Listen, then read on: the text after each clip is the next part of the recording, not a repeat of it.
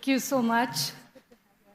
And it's so wonderful. I get to actually talk to two incredible young scientists and conservationists and environmentalists. So, Heman, are you on? I guess he's coming on. But I think as I was reading about him, I think it struck me as something that, when you talk about how curiosity drives a lot of young science and young minds, there he is. Welcome, Heman. I think Hello, can you hear me? everybody wants to know what really got you started in this journey. Wow, that's a great question. I think that since before I can remember, I've always just been super curious. I remember as a child, I would just mix random household chemicals together and try to see what would happen. But really, I think that that initial curiosity just stemmed from always wanting to learn new things. And I think it just took off from there. That's great. And then why did you pick melanoma or skin cancer as something that you wanted to put your mind into? So I was actually born and raised in Ethiopia, and in my time there, I saw so many people that were working really long hours under the hot sun. And one of the consequences that come with things like that are skin cancer and other skin-related diseases. And the big issue there isn't necessarily that skin cancer is developed, it's that once it's developed, really in third world countries like Ethiopia, people can't afford the treatment for the disease. And so as a 4-year-old in Ethiopia, I didn't think much of it. But as I grew up and realized how big of a problem this really is, it really did inspire and motivate me to create a more affordable alternative to skin cancer treatments. That's amazing. So how many people did you, try this on? How do you test for this effectiveness? How does this whole process work? Can you just give us Sure. in like simple layman terms for everyone? Okay, sure. So it all started out with me just coming up with a pretty basic draft with an ingredient formulation. I then went to a local professor and tested it with him using in Petri dish and multiple digital molecular testing. And once I completed that stage, I competed in the actual 3M Young Scientist Challenge. And from there, I then tested it once again, but this time I was given the approval to test it on skin cells, and it had really high efficacy. For the most part, the only thing that kind of messes it up right now is, every skin type is very different. So, maybe someone with rough skin might need to take it multiple times, while somebody with smoother skin might only have to take it a couple of times a week. So it's really just a little bit inconsistent, but it has shown really high efficacy against trying to treat diseases like skin cancer. So do you think when you look at the Indian skin type, which is also quite diverse, do you think that the soap in its current form would be a great thing, or do you think that you would have to, maybe improvise a little bit more with that? That's a great question. I think that really, I don't think it's the soap itself that would need to change. It's more just working on the instruction, or maybe on the labeling itself. The big problem is how much of a dosage are you going to recommend? Are you going to say, put it on your skin once a week, when for some people, once a week might not be enough, and for some it might be too much? So I think it's more of finding like a good balance for every skin type. If you have drier skin, apply it 3 to 4 times. If you have softer skin, apply it once a week, something like that. So I wouldn't necessarily say I would need to change up the formula to accommodate for an Indian skin type, but at the same time, it would definitely need some level of instruction. So if you had to, work on more innovations, for instance, and I'm sure, curiosity is in your DNA, what would you be doing a lot of different, looking at the soap and then many different diseases, or would you be looking at completely different areas? Like, are you more curiously inclined towards going deep into, let's say melanoma, or would you like to be doing many different things? That's a great question. I think that I have had so much fun on this project on the soap. And that's definitely something I'll continue to work on the side. But at the same time, as I'm continuing to go throughout that journey, I also have like other science fairs and other science competitions that I also participate in. And in those, of course, I always love to branch out, try new ideas. I don't want to really restrict myself to this one idea, but at the same time, it's definitely not something that's going away just because of what I've accomplished so far. I'll definitely continue to work towards the end goal of getting the soap in the market. That's awesome. So one question, I'm sure many people in this audience will have children your age, or maybe in that approximate age. How do you manage your academics with pursuing your passion, right? Would you, do you get time to do both of those, or how do you manage your time? I think that, if you're having fun and you love what you're doing, you don't even realize if you put in hours and hours and hours. I know it was, I guess the peak level of stress was the time around the actual competition date, where I had a bunch of schoolwork, tests were coming up, the school was starting up again, and then at the same time I had to prepare for the actual science fair. And so really it all came down to having motivation at the end of the day, because it was definitely possible. It was just a matter of, am I really committed enough to spend all of these hours and really work hard to balance schoolwork and extracurricular activities? And so I was really lucky enough to just love what I was doing, and I was having so much fun doing it. So to me, it really didn't seem like hard work at all. It was just having a great time. So it's great. So you're having fun, you're doing well in studies, and you're pursuing your passion. What would you tell all of us who are sitting here, maybe some people who are stuck in their thing, what kind of advice would you give them and other younger scientists today to inspire them to become another human or doing something different? Yeah, I think that the number one piece of advice that I could probably give is to dream big.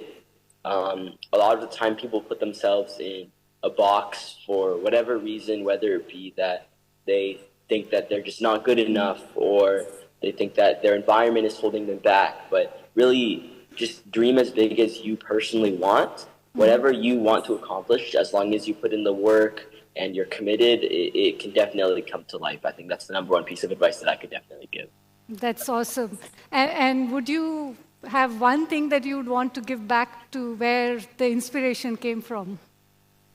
Sure. Yeah. So I think that, I was always inspired by, of course, like I said, growing up in Ethiopia, but as well as that, I think one of my biggest inspirations as well is just seeing so many scientists. I'm sure there's even scientists sitting right now listening to this, but like all the scientists that had an idea and they were able to come through. At the very end, they whether it be for the COVID vaccines or for any sort of medical invention, really, having an idea and seeing it come through to the point where it's actually impacting people and actually saving lives. And so for me, that's the number one goal, but it's also super inspirational to see people that have done that, because it really shows that it is possible. That's awesome. Thank you so much, Heman. I think you are such an inspiration for all of us. Yeah, thank you so much for having me. This is so fun. Thank you.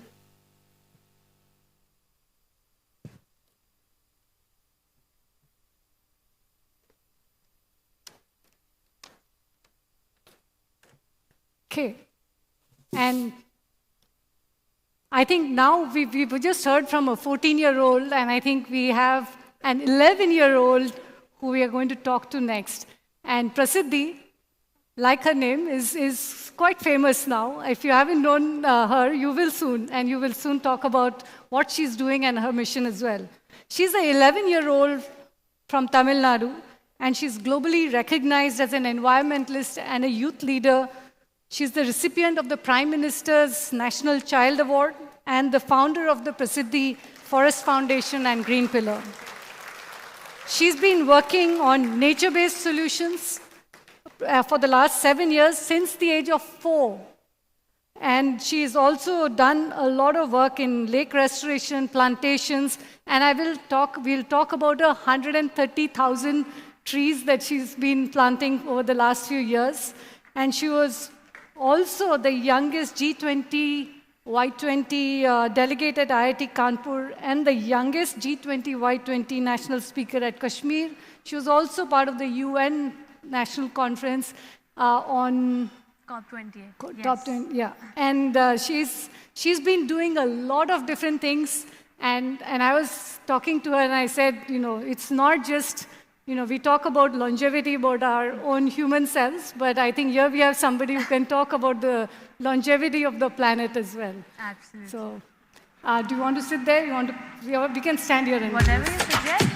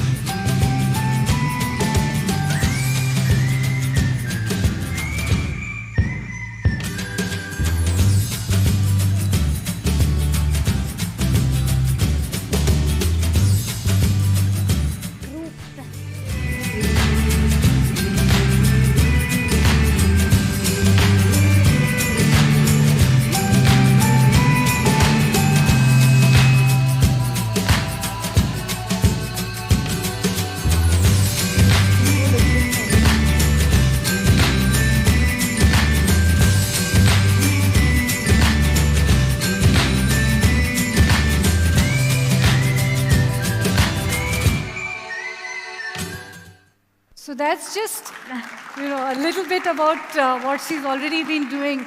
Let's move maybe here.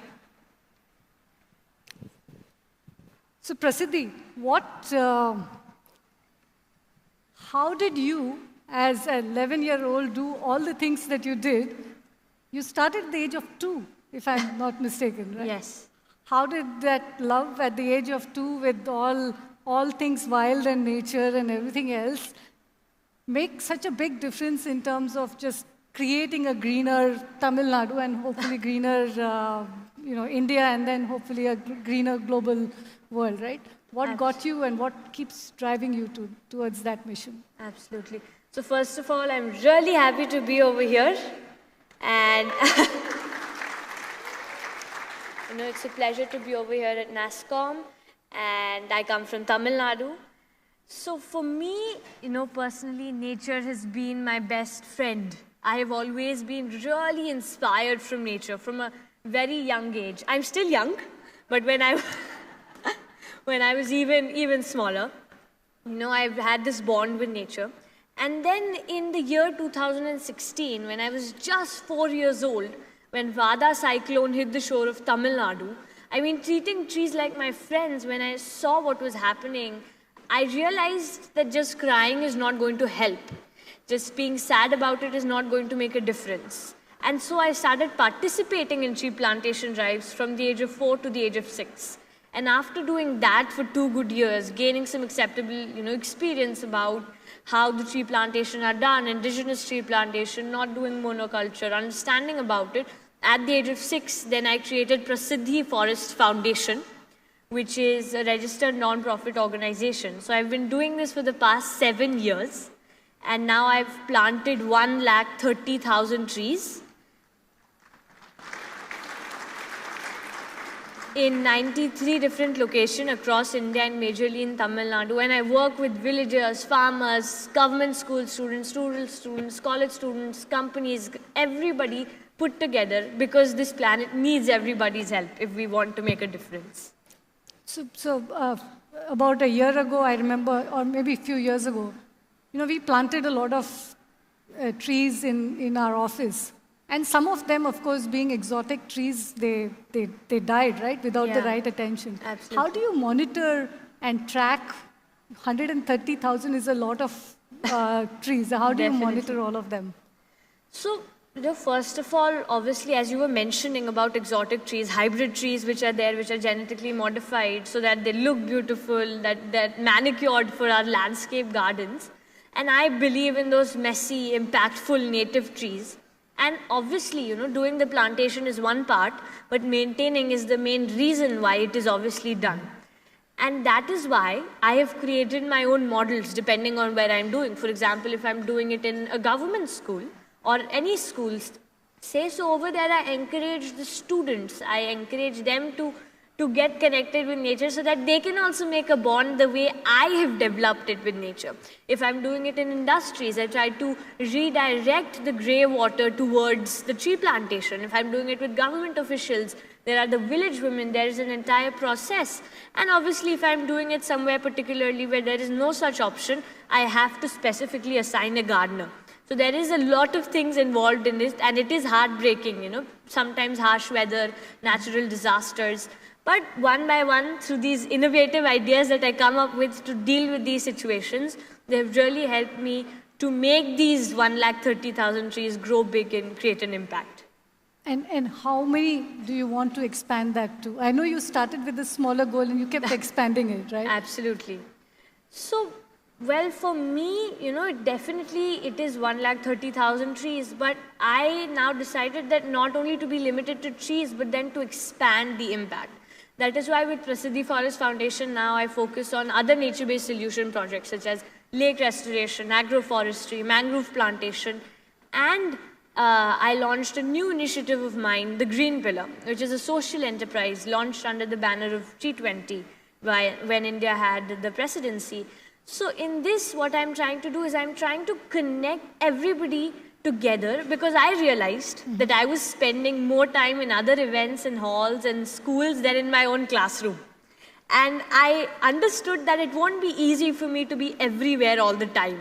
And that is why I created this learning management system where we bring people together to promote climate education. And now one by another through these events, through such sessions, workshops, interviews, now I have mobilized 80,000 people across 20 different countries. In fact, recently I was the youngest international speaker in United Nations Climate Change Conference, COP28 UAE. So over there, thank you. So over there I represented about it. So I really feel and I believe in action and awareness, both of them put together. Because only when we work together and do real action and not just talking, it can make a difference. But when I spread awareness, when I advocate about it, then the impact literally gets multiplied, it gets amplified. That's what I'm trying to do through my initiatives. Now, for example, being the child ambassador for Green Tamil Nadu Mission, I created the initiative of Green Brigades, which I'm doing in 200 rural schools of Tamil Nadu.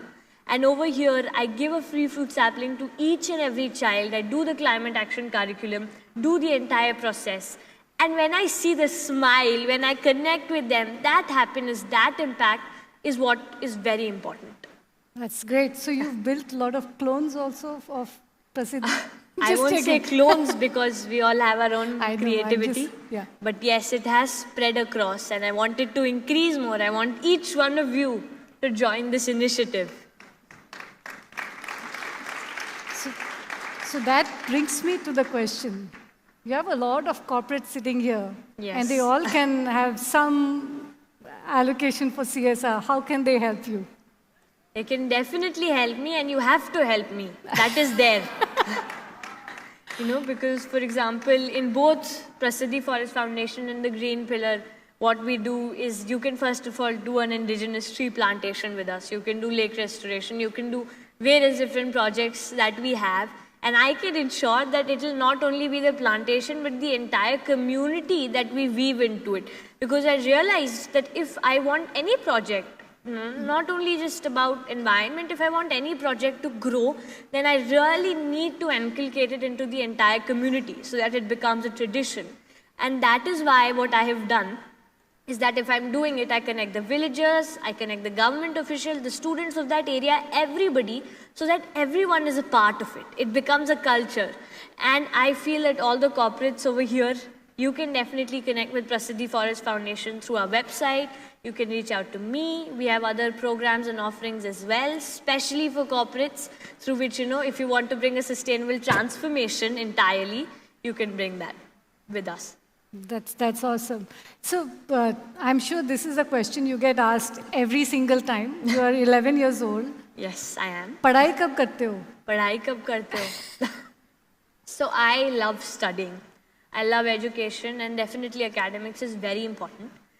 And it is also true that my attendance is very low. You know, it's around 25% because I keep constantly traveling.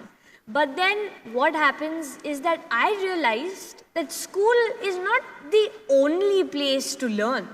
Actually, if I use my practical experiences when I'm actually working on the ground, for example, if it's civics, I work with the government officials, automatically I know the hierarchy, the block development officers, the panchayat president, the district collectors, I have monthly meetings with them. So automatically my practical experiences taught me a lot.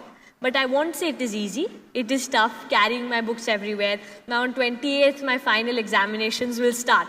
So, managing it and getting it. But I'm also happy to share that I get great grades in every subject. So Prasiddhi, I think what next, you've already achieved more than I know of any 11-year-old that I know of.